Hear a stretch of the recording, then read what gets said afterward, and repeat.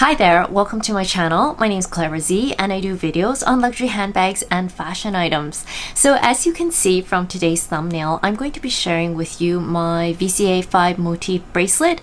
I'm also going to go through a bit of an FAQ and I'm going to answer questions especially on the sizing and adjustment of the bracelet. What I found was that there were not too many resources available online that talked about sizing, so I wanted to talk to you about how I figured out my size. So without further ado, let's get started. So with the bracelet, I received a receipt in this envelope, and it also came with this care packaging which has a booklet inside with care instructions, and it also came with an authenticity card. So you can see here the authenticity card has a hologram along here and it has some information about the date of purchase and also what the serial numbers are, and this is the back of the certificate. So here is the box that it comes in. It comes in this white box, and if you open it up, it flips open like this, and it comes in this green suede feeling box. And if you open it up, you can see in here is my 5 Motif Guilloche bracelet. So here you can see up close what the bracelet looks like. And it does have a lobster claw at the end here. And what I really love about the guilloche is that it is extremely shiny. You can see that it does have these stripes along the inside, and as you move the pendant, it does have a sparkle to it, as you can see right there. So I haven't purchased VCA for a very long time. In fact, the last time I purchased a piece of VCA might have been 7 years ago. However, I was heavily influenced by one of my favorite Cantonese speaking YouTubers. Her name is Hackme, and she does a lot of YouTube videos on handbags, makeup, jewelry, luxury, etc. So if you're interested in her channel, I'll put links down to her video down below. However, she only does Cantonese speaking videos, so you might need to understand Cantonese in order to understand her videos. So the point of this video was really to also talk about the sizing, because I also struggled with the sizing of this bracelet. So this bracelet has already been shortened, but based on my understanding, the original bracelet will be 19.5 centimeters. If you look on the website, it says that it's made for a wrist size 19 centimeters, but I believe the measurements of the overall chain from one end to the other side of the clasp is approximately 19.5 centimeters. Now, for some of you who might not live close to a VCA store, it may be difficult to work out your size, and one of the great things about purchasing it from a VCA store is they do have sample bracelets. So originally when I purchased my bracelet, I didn't know there were sample bracelets, but thanks to Hackme, I was able to try on some sample bracelets so I could get the exact sizing that I like. Now, the sizing on bracelets can be quite tricky because some people like it looser, some people like it more fitted. However, with most bracelets, I don't recommend to go too tight because you want it to move a little bit and also have some breathing room. However, I'm also not the type who likes to have the chain dangling at the ends because, you know, I still need to do the dishes and chores and other items, so it would just really annoy me if this part was dangling like this. However, I think that the best way to know what size is best for you is definitely to visit a store and try on the sample sizes. So the samples are made out of metal, and they also make motifs that look similar to the real thing, and they have approximately 4 to 5 different samples, so you can get an idea of how it would feel on your wrist. Now, something to bear in mind is that these are made out of gold because they are a bit larger and they are a bit heavier, that if it hangs from your wrist, they will be a bit heavy, so they will tend to flop down a bit easier than, say, for example, a bracelet that's really just made out of a chain and maybe 1 or 2 charms. For me, a rule of thumb is generally to measure your wrist around where you plan to wear it and to add half an inch. Now for me, that is kind of like the perfect size because I don't like my bracelets to be dangling against my palm. However, I also don't like them to be so tight that they don't move. It's a bit humid in Hong Kong, so if it's stuck on my wrist, then that can be super uncomfortable. However, how your bracelet fits is purely very subjective depending on whether you like it loose or whether you like it tighter, and you also need to take into consideration if you're going to be stacking several bracelets. So for a lot of people that have a lot of bracelets, you might want this to be a bit looser so that you can pull it up higher against your stack of bracelets. However, if you're only just wearing one or two bracelets, you just want it to be able to sit comfortably on your arm, not being too loose that it bothers you on your day-to-day tasks, but also not too tight so that you feel like you're suffocating within your bracelet. Now, if you've ordered this bracelet online, there's also another way of measuring it, and I found one YouTuber who was extremely resourceful. Her name is Kim, and I will put links down to her video down below. But what she did was she basically showed me that by twisting the motifs or the chain, you can actually shorten the chain, and you can experiment with the length of the chain based on the twisting and then applying it to your wrist to see if that is the size that you like. It's not a perfect science, however, it was one of the better hacks that I found that would be a good way to figure it out. Now, when I was trying on this bracelet in store, the essay originally asked me to remove 4 links. So each link is basically one set, and one set is basically one horizontal and one vertical piece. I don't know if you can see this properly, but basically one link is this horizontal and vertical link almost, and it contains 2 links, which is basically one set. So when you ask them to remove one link, it's actually a set of 2 rings. Because my wrist is approximately 6 inches, she suggested that by doing one link from between each of the motifs, it would maintain the distance of each motif from each other so that the overall look and feel would be even. Now, the downside to resizing your bracelet is that some people like to connect the bracelet to the pendant necklace, and by doing that you can kind of make a necklace type of look. And if you shorten the bracelet, it might not be long enough to connect to the pendant bracelet to make it hang nicely as a necklace. However, I'm pretty sure I likely wouldn't want to use this as a necklace, and I really do prefer to use it as a bracelet. And one of the reasons being, I think this is just so pretty, and I like it when I can see my jewelry, because anything on your neck is for someone else to see, but anything on my wrist or on my fingers is more for me to view. And because I love the look of this and it's so pretty, I prefer that I can see it all the time. Now, the first time I did adjust it, I adjusted it by 4 links. So each link is approximately half a centimeter or each set. So because I removed 4 links, it worked out to approximately 2 centimeters. And she said that if it was too loose, the unofficial way to tighten up the bracelet was to twist it in the center here, and by doing that, indeed the bracelet does tighten up. However, I did find it a bit annoying because as soon as I put down my arm, it would unravel itself and straighten out, and I would have super loose bracelets with the motif dangling on the palm of my arm, which is something I really don't want. What some other people have done is that if they don't mind that there is a motif dangling on the end, you could also attach the lobster to this part of the bracelet, and by doing it this way you don't have to shorten the bracelet. However, you just have to be okay with this dangling part at the end. However, like I said, it's quite annoying for me and it really gets in the way. So if you ever get the links adjusted, it generally comes back with this travel pouch here, as you can see, and generally they will return the extra links to you.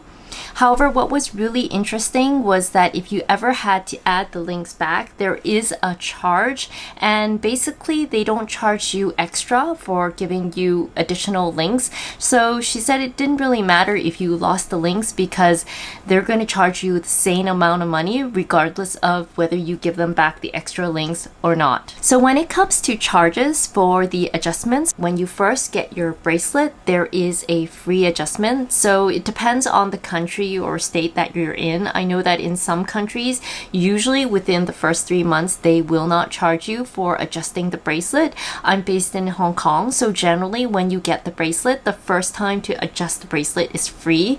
However, if you want to adjust it again, they can charge you up to $200 US. So you really want to be sure of the size before you make the adjustments. Otherwise, you might end up paying more, which is really unnecessary. That's why I think it's really important that if you can visit a store, it's best if you try on their sample sizing, because you want to wear it and you want to put down your arm, pick it up, and just kind of see how it feels or how it stacks with your other bracelets, because if you need to adjust it again, they're going to charge you a lot of money for that. So as I mentioned, the first time I adjusted by 2 centimeters, and actually it was too long, and even with the twisting action, I found that as soon as I put down my arm, it would unravel. So it was quite annoying, but thanks to my friend Hackme, she told me one of the shops had sample sizes I could try, and so I went to a different store to try on the sample sizes because the original store I visited apparently didn't have the sample sizes,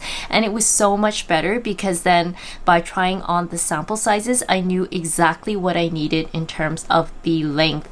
So the second time I took it back to the store, I had an additional 2 more links taken off, so that's approximately 1 centimeter. So remember that one link is a set of 2 rings, so basically they removed another centimeter, and after they removed it the second time, it works out to be approximately 16.5 centimeters, which is approximately 6.5 inches, which is pretty much in line with what I mentioned about my wrist being 6 inches wide, and by having it adjusted to approximately 6.5 inches or 16.5 centimeters, for me, this is a perfect width. Another way of knowing whether your bracelet is a good fit for you is what I call the 2-finger test. So what you can do is that you can slide 1 to 2 fingers in between your arm and the bracelet. So I would say anywhere between 1 to 2 fingers is a fairly good fit.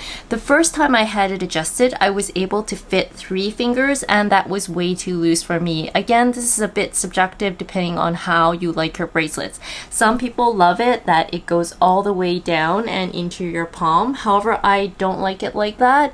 So right now it is approximately 2 fingers, as you can see here, and when I put down my arm, you can see it hits my palm approximately right here, and that is basically perfect for me. So based on a lot of different reviews, I've heard that a lot of places only allow you to take out links in pairs. So you can either take out 2 links, 4 links, 6 links, and I believe the maximum is 8 links. So they generally try to take it out so that it's even across the 5 motifs. So if you do 2 links, they might do the 2 ends, and then if it's 4, they take out 1 in between each motif. I suspect they might be able to do odd numbers. However, I think it depends on the policy of the shop that you shop at. Now, I've taken out 6, which means I've taken out 4 in between the 5 motifs, and then they've taken off 1 link on the ends of the first 2 and the last 2 motifs. So those ones will be slightly closer to each other than the ones that are on the top, but you really don't notice it because it's on your arm, and I hardly notice it. And if someone didn't tell me, or if I didn't know, I would just assume it looked fine. I don't find that they look uneven at all. I mean, you would have to look really closely to notice that this one is further apart than the one at the bottom, but it doesn't bother me and it doesn't really affect the aesthetic. I think it still looks really beautiful, and I would rather it be better fitted than making the motifs even but constantly being too loose on me. So for the record, the second time that I adjusted my bracelet, the SA didn't charge me because I think he felt a bit sorry for me that I didn't have a chance to try it on with the sample bracelets, and he felt it was a bit unfair to be charging me for a fit that I was unsure of the first time I tried it on without trying on the sample bracelet. So I feel that SAs do have some discretion on how much they want to charge you for an adjustment service. Now, some people say they don't want to make it too short because they say they have a hard time putting on the bracelet. So one way of getting around that is that you can use Scotch tape. Basically, just take off a large piece of Scotch tape, and then you want to put the bracelet on your arm and put a piece of tape over it to hold it there, and then you can use the lobster claw to claw onto the end of that. And by doing that, you can leave the bracelet still so that it doesn't keep moving around. And so if you don't want to bother people around you, or if you're struggling to put that on, this is a hack that I have found that works for me. In terms of scratches, I don't really see any scratches. There might be scratches, but you would have to look super close. And to be honest, the scratches don't worry me because I do tend to wear a lot of bracelets. If some of you have been following me, you know I do tend to wear a lot of Cartier, and I have worn these together, and I also wear this together with my love bangle on this from time to time. So I am used to my bracelets kind of clashing against each other. Of course, I don't purposely shuffle them a lot. However, I do expect them to naturally hit each other. Because the motif does have this ridge on the end, there is some protection along the edge of this.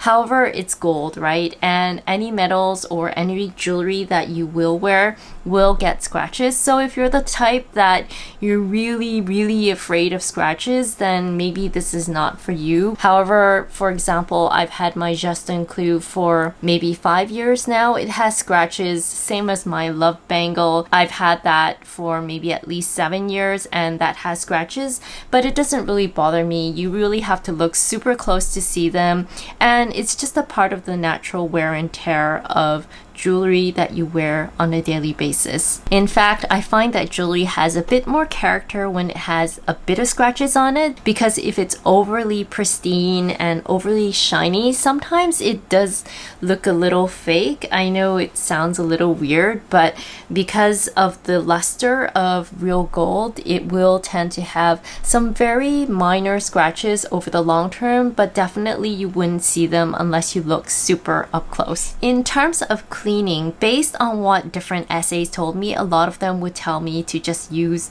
the jewelry cloth that comes with it, and another SA told me that I could basically just use soap and water. I haven't tried any of the gold jewelry water on this. I'm a little hesitant to try it on this just because of the little rays in between. I don't know what will happen to that. However, most of the feedback that I've heard is that most people have been able to get dirt off of this by just plain soap and water. And if you have one of those ultrasound jewelry cleaning machines, I'm pretty sure a lot of the dirt can also come out by using one of those. And I love gold jewelry and diamond jewelry simply because they're just low maintenance. I can wear these in the shower, I can wash my hands, and I really don't have to worry about bathing it too much because gold definitely can go in water, and that's a part of the reason why I haven't purchase so many in stones, because I know that those are more high maintenance, because if some of the stones get wet, I've seen some circumstances where the stones have shrunken a bit. So because I know I am quite clumsy and I prefer low maintenance jewelry, I generally would stick to gold and diamonds. So I hope that this video has been helpful for you, especially some of the thoughts I have on the sizing of this bracelet, because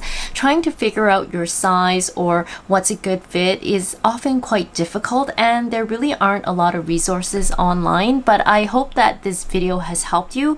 And once again, if you're also interested in Kim's video on how she twists it to kind of figure out the sizing, that's also a really good video, so I'll put links down to her video down below. If you have any questions or comments, please feel free to leave them down below. And also, because the video is not sponsored, if you found this video helpful and you'd like to buy me a coffee, I'll also leave a link to buy me a coffee down below. Any coffees would be greatly appreciated. Also, I'm also on Instagram, so if you want to follow me there, I will leave my account name down here, which is just @ClaraZilla, because it's just so much easier to post on Instagram, whereas with YouTube you have to do a lot of filming, shooting, editing, etc., and it's so much more work. So if you're interested to follow me on Instagram, I'd welcome you to join me on Instagram. Once again, if you enjoyed the video, please feel free to like and subscribe, and until next time, I hope you have a fabulous day. See you next time. Bye!